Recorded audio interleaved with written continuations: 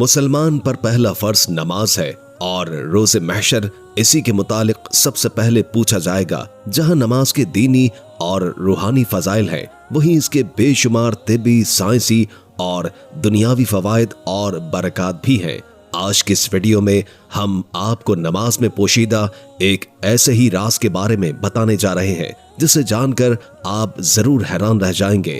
کبھی نماز پڑھتے وقت آپ نے سوچا ہے کہ ایک رکعت میں 2 سجدے اور 1 رکوع ہی کیوں ہے؟ اللہ کا کوئی بھی کام حکمت سے خالی نہیں ہوتا۔ بس اللہ نے ہم پر نماز کا فریضہ مقرر کیا تو یقیناً اس میں بھی ہمارے لیے بے شمار حکمتیں ہیں۔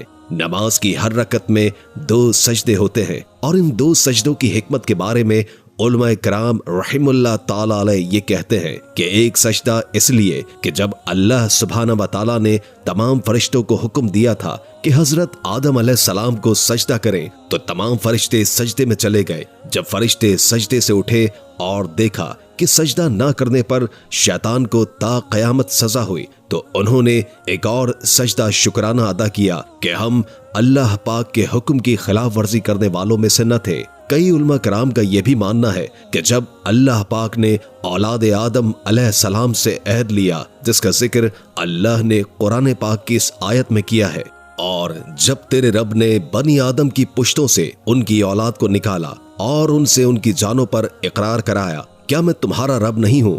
انہوں نے کہا ہاں ہم اقرار کرتے ہیں، یوں نہ ہو کہ کہیں قیامت کے دن کہنے لگو کہ ہمیں تو اس کی خبر نہ تھی۔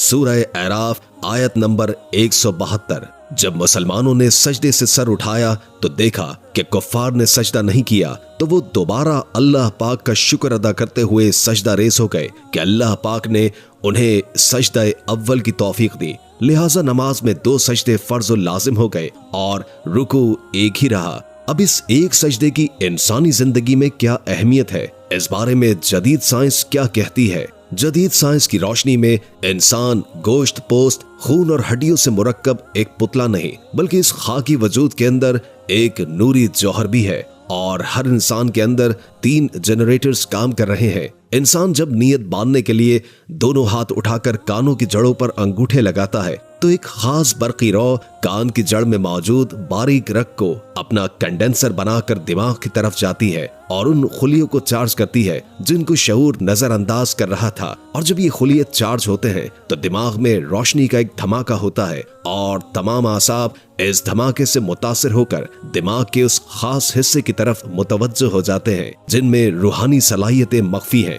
دوسری طرف دماغ سے ایک برقی رو ہاتھوں میں منتقل ہو جاتی ہے، اور جب دوسرے جنریٹر یعنی نفس زیر ناف پر ہاتھ باندھتے ہیں تو ہاتھوں میں موجود کنڈنسر سے نیچے جنریٹر میں بجلی کا ذخیرہ ہو جاتا ہے، اور زیر ناف ہاتھ باندھنے کی وجہ سے جنسی نظام کو طاقت ملتی ہے۔ جب ہم ہاتھ کانوں تک اٹھاتے ہیں تو بازوؤں، گردن کے پٹھوں اور شانوں کے پٹھوں کی ورزش ہو جاتی ہے۔ دل کے مریض کے لیے یہ ایک ایسی مفید ورزش ہے جو کہ نماز پڑھنے سے خود بخود ہو جاتی ہے، اور یہ ورزش فالج کے خطرات سے محفوظ رکھتی ہے۔ سائنسی تحقیق کے مطابق نماز میں قیام سے دل کا بوجھ ہلکا ہو جاتا ہے کیونکہ وزن دونوں پاؤں پر متوازن پڑتا ہے، اور آنکھیں سجدہ گاہ پر لگی رہنے سے دل کی یکسوئی سہل ہو جاتی ہے۔ انسان میں قوت مدافعت اور اعصاب میں توانائی پیدا ہو جاتی ہے، اور رکوع سے کمر درد کی شکایت دور ہو جاتی ہے۔ رکوع کی حالت میں اوپر کے آدھے جسم میں جھٹکے کی وجہ سے زیادہ خون پمپ ہوتا ہے۔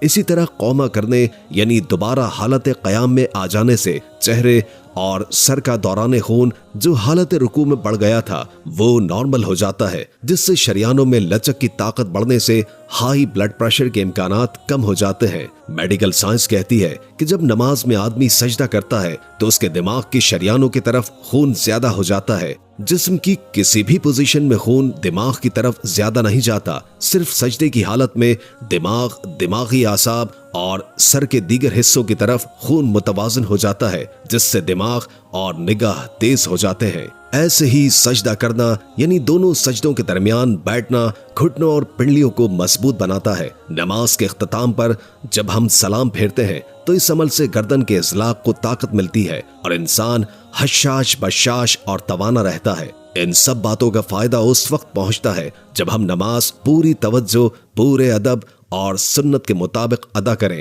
اور جلد بازی سے کام نہ لیں۔ अब नमाज अदा करने में कितनी हिकमतें पोशीदा हैं तो इसका अंदाजा आपको हो ही चुका होगा, जिसके बारे में एक अमेरिकी डॉक्टर का बयान भी आया था, जिसने कहा था, मेरा दिल करता है कि सारे मुल्क में नमाज को लागू कर दूं। किसी ने पूछा कि आखिर ऐसा क्यों?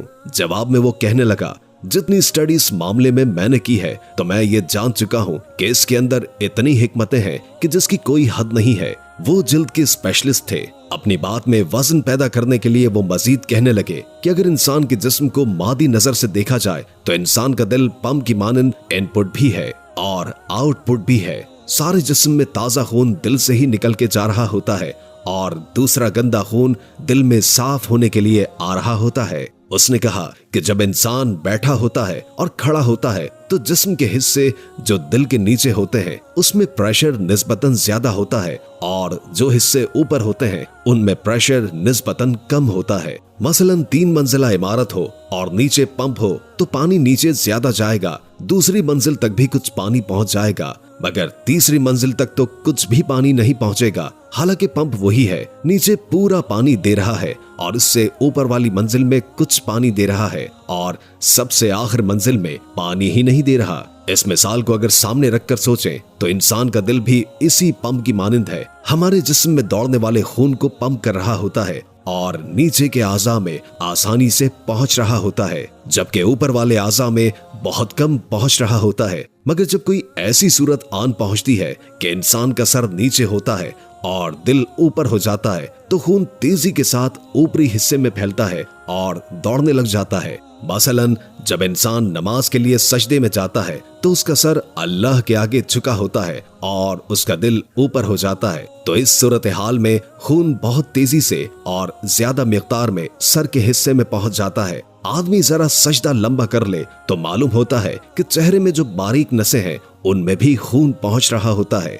एक तवील खामोशी के बाद डॉक्टर साहब अपनी बात जारी रखते हुए बोले कि आमतौर पर इंसान बैठा, लेटा या खड़ा होता है, तो इसी तरह खड़े रहने, बैठने और लेटने के दौरान इंसान का दिल नीचे होता है और सर ऊपर होता है। मगर सिर्फ एक ही सूरत में इंसान का दिल ऊपर होता है, जब वो सजदे की हालत में होता है और इस तरह खून अच्छी तरह चेहरे की जिल्द में पहुंच जाता है और फिर इंसान बाज जल्दी इमराज से बच जाता है। मिसाल के तौर पर दाने और कील महासों से भी निजात मिल जाती है। डॉक्टर साहब की बात सुनकर मैंने दिल में बेइख्तियार सुभान अल्लाह कहा और मैंने अल्लाह का शुक्र अदा किया कि उसने मुझे मुसलमान घराने में पैदा किया। बिलाशुबा इस्लाम एक ऐसा दीन है जिसके हर फेल और हर काम में इंसानों के लिए फायदा ही फायदा है और कुरान में बेशुमार जगहों पर अल्लाह ने नमाज का हुक्म दिया है। और जरा सोचे इस बात पर कि इतना जोर क्यों दिया गया, क्योंकि नमाज से हमारी दुनिया भी संवरती है और आखिरत भी। अल्लाह हम सबको नमाज पढ़ने की तौफीक अता फरमाए। आमीन सुम्मा आमीन। हम ये उम्मीद करते हैं कि आपको हमारी आज की ये वीडियो जरूर पसंद आई होगी। उम्मीद है कि आज की ये वीडियो आपको काफी मालूमाती लगी होगी और इससे बहुत कुछ जानने को मिला होगा। अगर वीडियो अच्छी लगे तो लाइक करके हमारे चैनल को सब्सक्राइब कर दें और कमेंट बॉक्स में कमेंट करके अपनी आरा से भी आगाह कीजिए और बेल आइकॉन को क्लिक कर दें ताकि हमारी नई आने वाली वीडियोस का आपको पता चलता रहे। अगर जिंदगी रही तो एक और वीडियो के साथ इंशाअल्लाह हाजिर होंगे। अभी हमें इजाजत दीजिए। अल्लाह हाफिज।